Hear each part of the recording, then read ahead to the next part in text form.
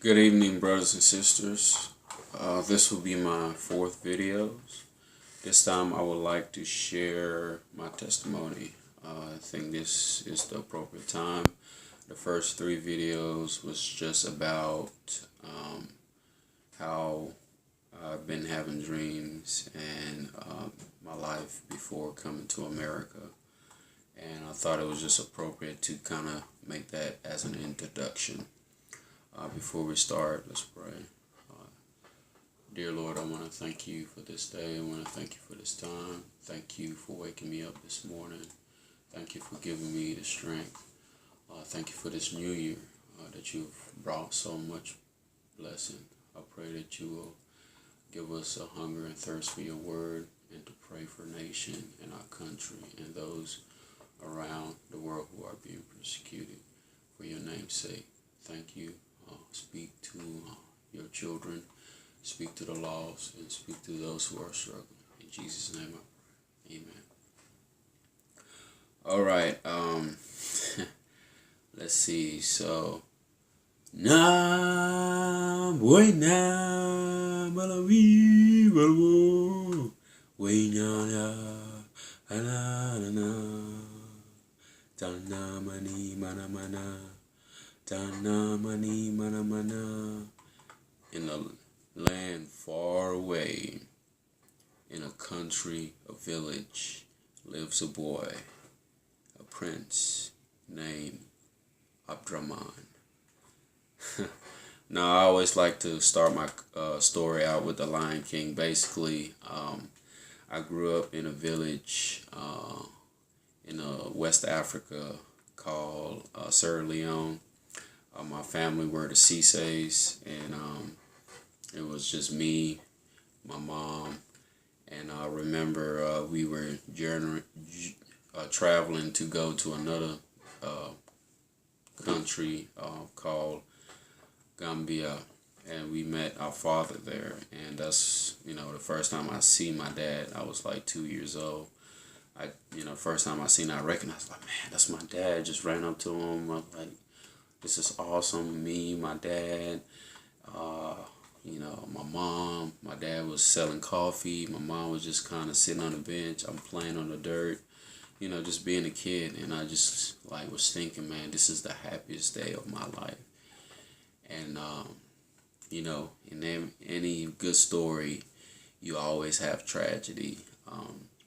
In this moment, I saw my mom, walking into this dark alley, and I'm chasing her, and running, Mom, where are you going?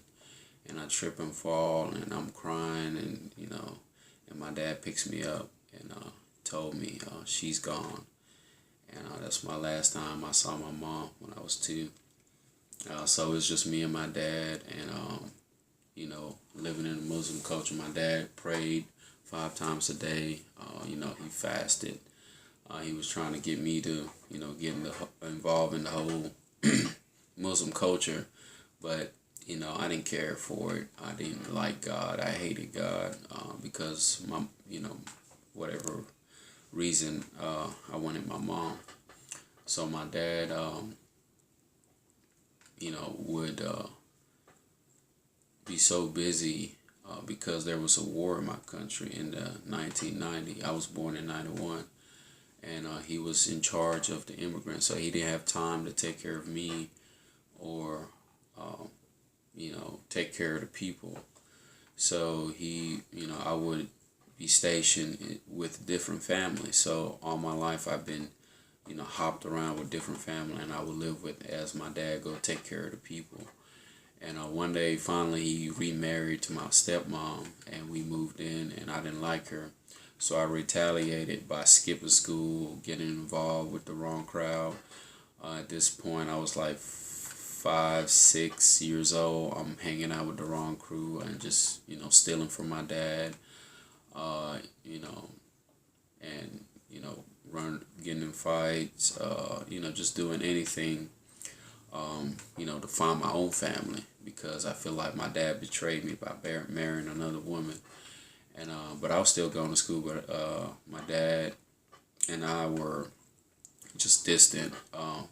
So I remember one day as I was hanging out with my rebel gang, so to speak, my job was to be the lookout. And one day there was a truck we were trying to steal from, and I was right behind the truck.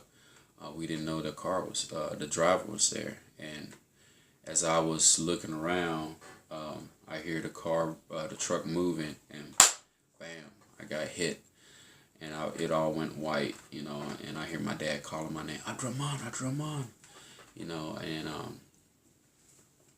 and next thing I know, I'm in the hospital.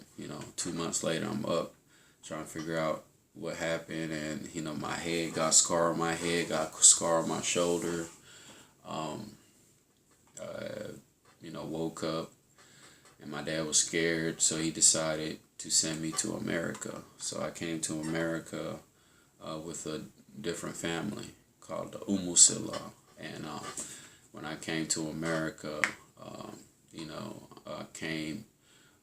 I got adopted into that family, so they gave me the name Kasu Silla. So Abdraman was my original name, and then when I got adopted to the Silla family, I became Kasu Silla. And we came here in 1999 by the Catholic Church. They stationed us in Memphis. They gave us real good food. I remember the first night after flying for like 2 days straight,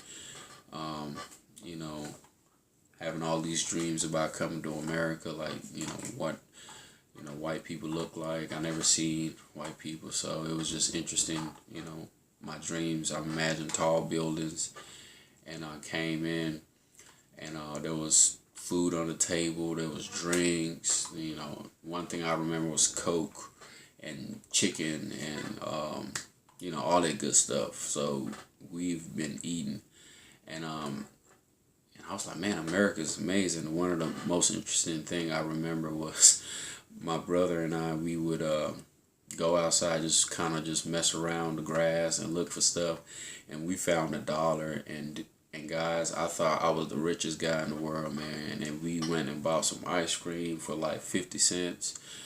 And, nowadays it costs like $5 for ice cream. But but yeah, so I'm living with another family. This single mom came from Africa with 5 kids. And, she was working hard to take care of all of us. And we had no choice but to